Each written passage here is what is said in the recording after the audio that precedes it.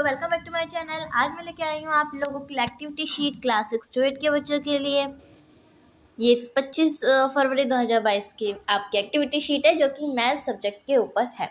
तो चलिए बिना देर के आज की एक्टिविटी शीट को स्टार्ट करते हैं। बहुत ही ईजी, बहुत ही सिंपल एक्टिविटी शीट है।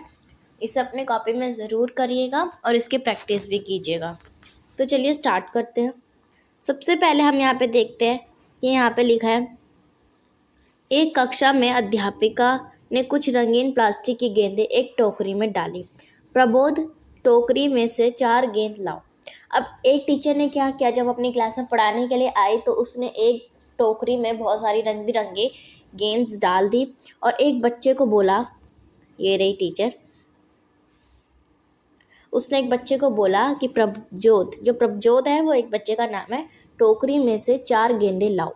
तो उसने एक बच्चे को बोला कि तुम जाके टोकरी में से 4 गेंदें लेके आओ। प्रबोध 4 गेंदें लेके आ गया। तब उसके सर ने बोला, रति अब तुम टोकरी में से 9 गेंदें ले आओ। फिर उसने एक दूसरे बच्चे को बोला कि तुम अब 9 गेंदें लेके आओ। रति गेंदें ले आती है। उसके बाद ये जो है वो 9 गेंदें ले आती है, 9 बॉल्स ले आती है।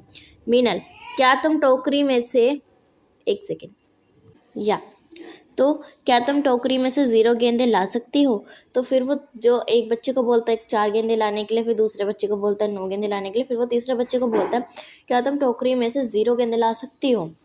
तो मीनल उलझन में आ गई और उसने कहा नहीं। फिर वो लड़की थोड़ा सा सोचती है, उसके बाद वो कहती है नहीं, हम एक वस्तु, 2 वस्तु और इसी प्रकार की वस्तुएं गिन सकते हैं, परंतु हम 0 वस्तु नहीं गिन सकते। अर्थात 10 का अर्थ होता है किसी वस्तु की अनुपस्थिति और इसलिए 0 को गिना नहीं जा सकता।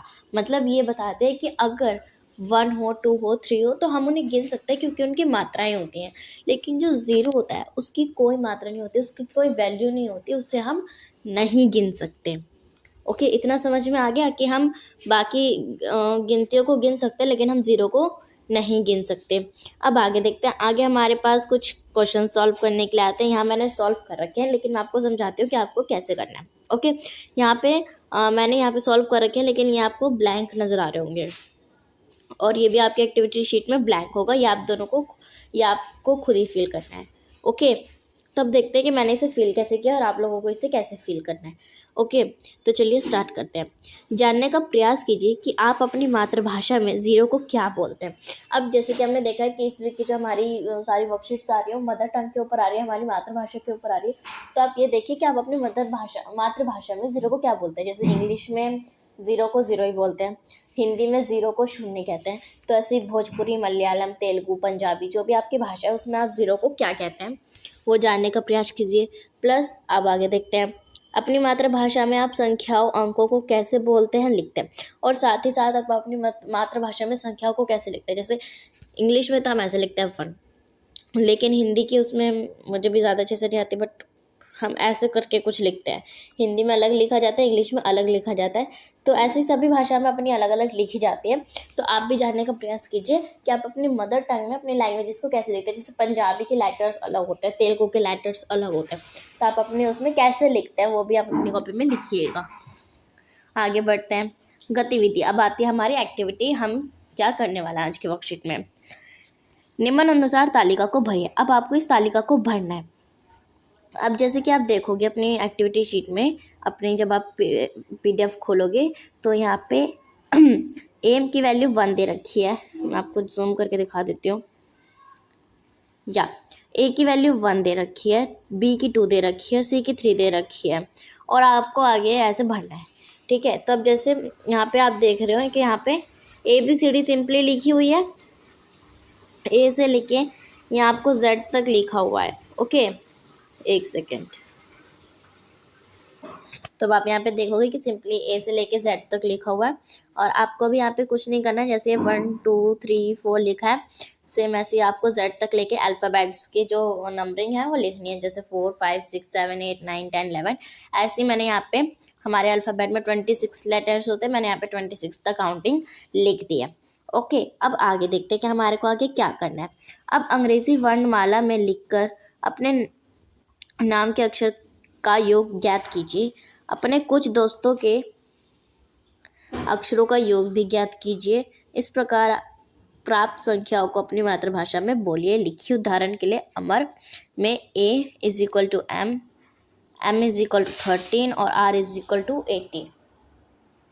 ओके, तो अब आप यहाँ पे देखोगे कि अब आपको यहाँ पे क्या करना है। जब आपने अल्फ़ाबेट्स को नंबरिंग दे दी तो अब आपको कुछ नाम्स लिखने हैं।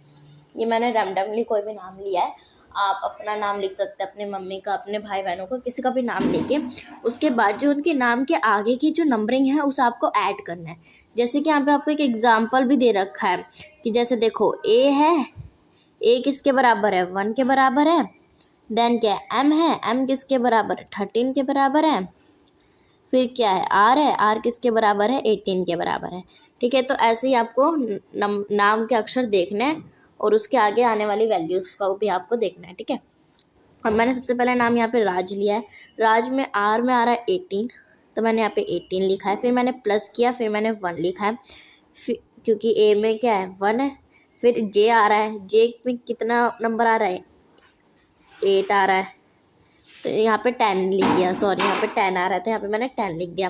फिर मैंने इन सबको ऐड किया, 18 + 1 + 10 हो गया 29। उसके बाद यहाँ पे आपको इन सब का योग लिखना है, जो भी आपका ऐड करके वैल्यू आएगी। ठीक है, ऐसे ही आपको 4 नाम लेने हैं। एक यहाँ पे एग्जाम्पल में दे रखा है, आप किसी का भी नाम लीजिए और इन्हें इनके वैल्यूज़ पुट करके इन्हें ऐड करने की कोशिश कीजिए।